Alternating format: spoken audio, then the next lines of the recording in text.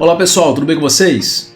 No vídeo de hoje nós vamos tratar sobre aspectos gerais das contribuições PIS e COFINS. O vídeo está dividido em 3 partes. A primeira eu trato de alguns aspectos históricos do PIS e da COFINS. Depois passamos para a análise da sistemática cumulativa dessas contribuições. E finalmente finalizamos com a sistemática de apuração não cumulativa.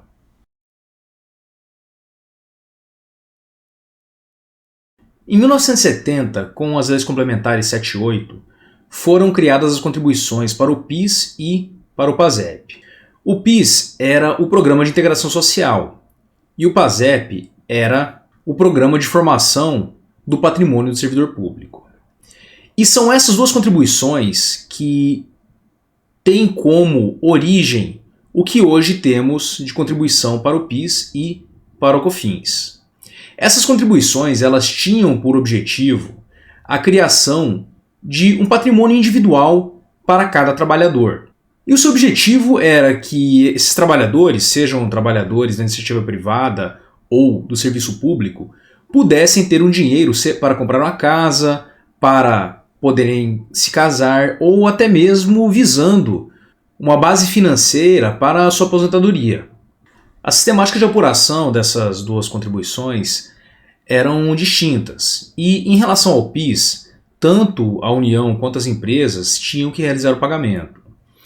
E tínhamos duas bases distintas, tanto o lucro quanto a receita da empresa. Tanto o PIS quanto o PASEP tinham uma operacionalização bastante complicada e, ao longo do tempo, as regras desses dois tributos foram sendo modificadas. Com a Constituição de 88, o PIS-PASEP passou a ter o objetivo de custear tanto o seguro-desemprego como o abono anual. E ao longo dos anos, após a Constituição de 88, as leis foram sendo alteradas de forma que o desenho dessas contribuições foi evoluindo ao longo do tempo até chegar no formato que temos hoje. A COFINS, por sua vez, que é a contribuição para o financiamento da Seguridade Social, já foi criada dentro do arcabouço legal da Constituição de 1988. Ela foi criada pela Lei Complementar 70 de 1991. Após as mudanças legislativas das últimas décadas, as sistemáticas de apuração do PIS e da COFINS se aproximaram.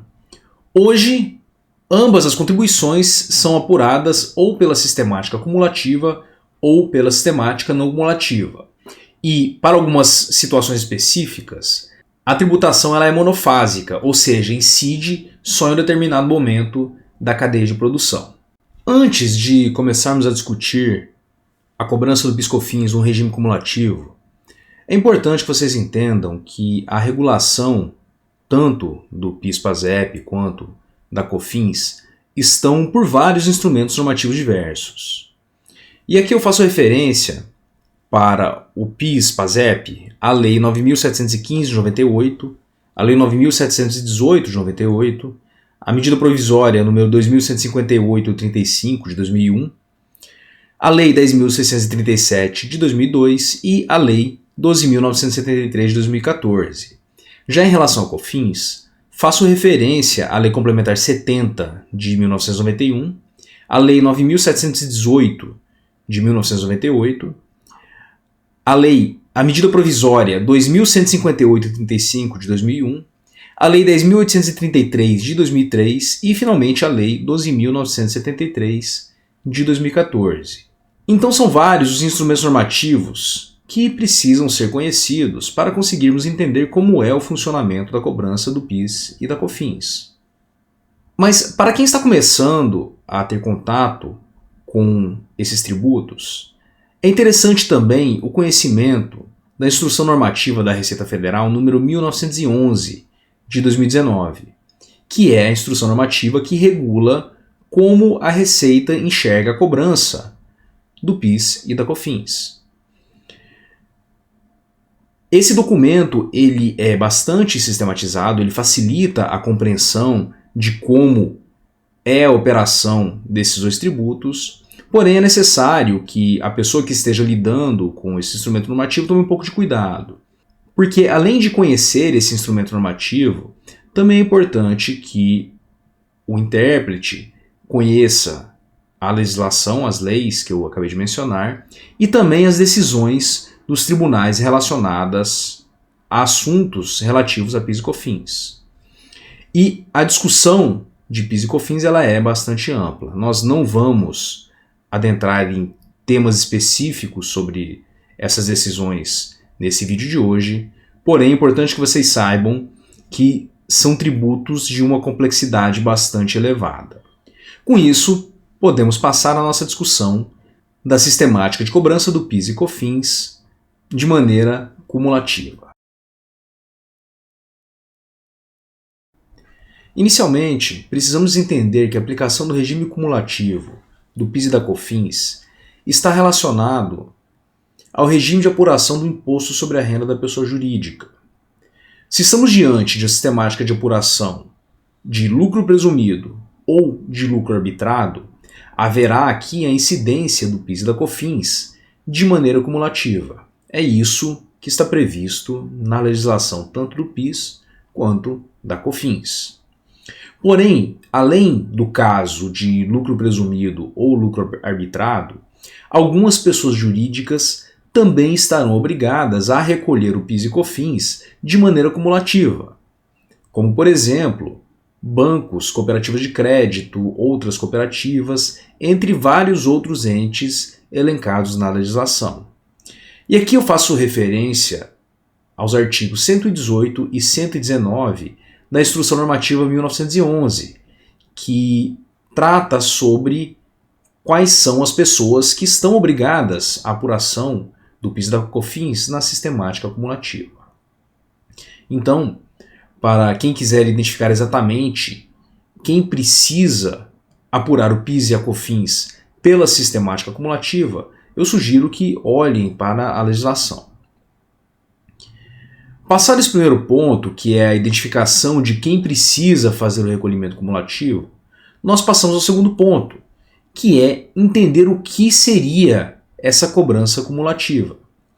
E aqui a diferença entre a cobrança cumulativa e a cobrança não cumulativa é que no segundo caso existe a possibilidade de o contribuinte tomar créditos dos produtos e serviços que ele tiver utilizado. Não são todos os produtos e serviços, são alguns produtos e serviços, mas nós veremos essas limitações em alguns minutos mais à frente nesse vídeo. Portanto, a cobrança cumulativa significa que não há essa possibilidade de creditamento. A pessoa simplesmente vai aplicar a alíquota sobre a base de cálculo e terá o valor devido a título de PIS e de COFINS. E aqui passamos agora para a análise da base de cálculo desses tributos.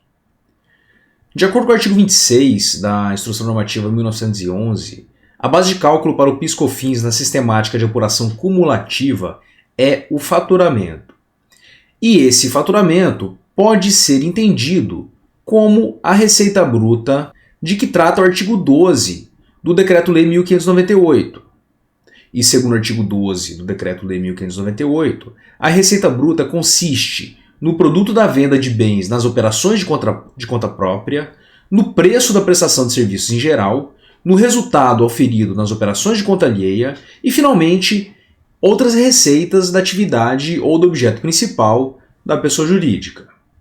Então, de maneira bem objetiva, podemos estabelecer a base de cálculo do PIS/COFINS cumulativo como todo aquele resultado que é trazido para dentro da empresa em razão da atividade por ela realizada. O artigo 27 da Instrução Normativa 1911 traz várias hipóteses de exclusão de alguns valores da base de cálculo do PIS e da COFINS, como, por exemplo, vendas canceladas, descontos incondicionais concedidos, entre outras hipóteses. Mas o importante aqui é termos em mente que tudo aquilo que é vendido ou todo serviço que é prestado é considerado como receita para fins de estabelecimento da base de cálculo do PIS e da COFINS. E assim, após identificarmos a base de cálculo, nós multiplicamos a base de cálculo pela alíquota.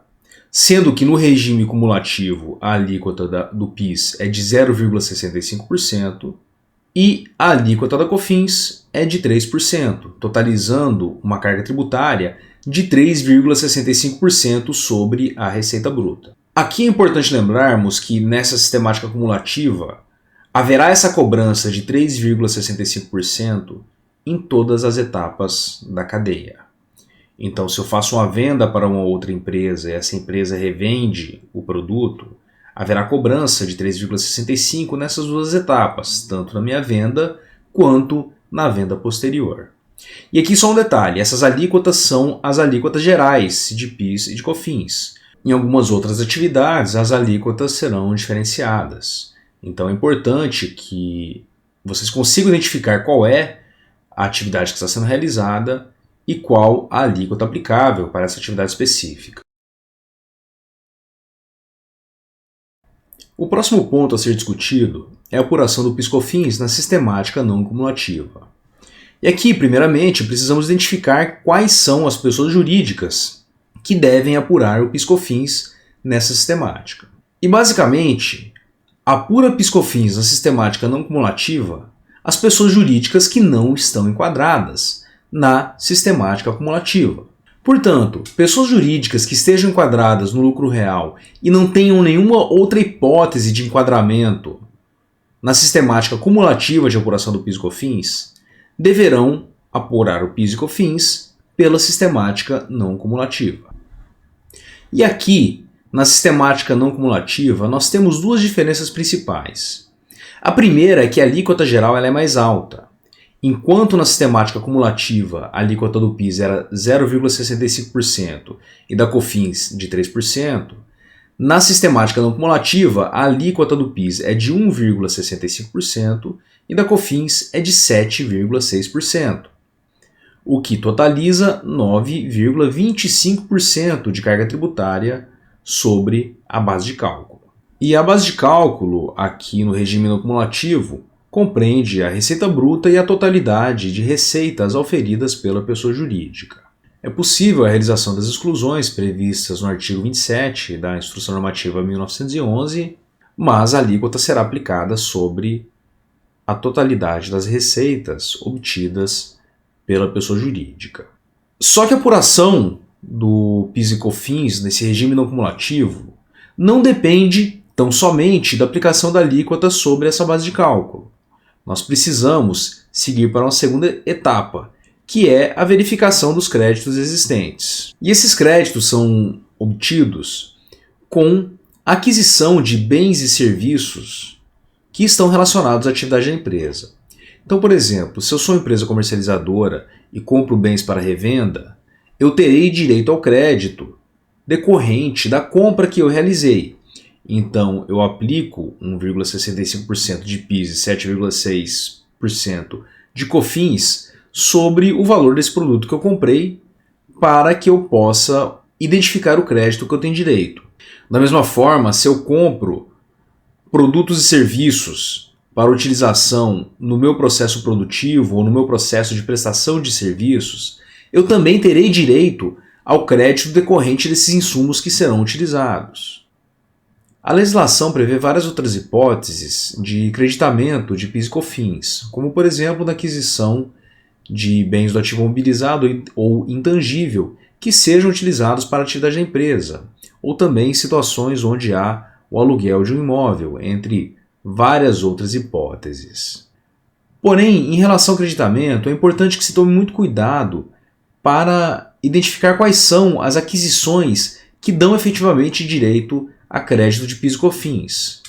Esse é um assunto que é muito discutido judicialmente e é importante que se acompanhe qual o posicionamento dos tribunais, para que não haja nenhuma surpresa em relação ao fisco. Assim, para sabermos qual o valor devido a título de PIS e COFINS no regime não cumulativo, nós partimos da base de cálculo, que é a totalidade das receitas da empresa, aplicamos a alíquota e diminuímos do crédito existente naquele momento. E assim, chegamos ao valor devido ao título de PIS e COFINS no regime não cumulativo. E aqui chega o fim deste vídeo, onde nós discutimos as contribuições PIS e COFINS.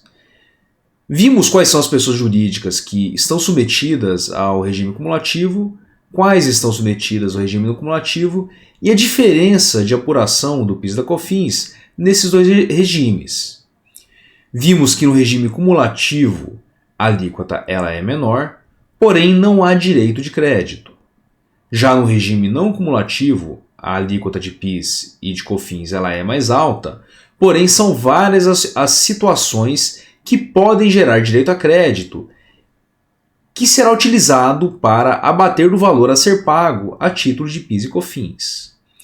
Então aqui é importante que quem estiver realizando o planejamento tributário verifique o impacto da utilização da sistemática cumulativa ao longo da cadeia e da sistemática não cumulativa. Dependendo das empresas envolvidas e de como é a estrutura da cadeia produtiva, uma opção pode ser melhor do que a outra. Assim, com esse vídeo, vocês conseguem começar a ter uma ideia da diferença de impacto entre os diferentes regimes de apuração do PIS e da COFINS. Espero que tenham gostado e até a próxima!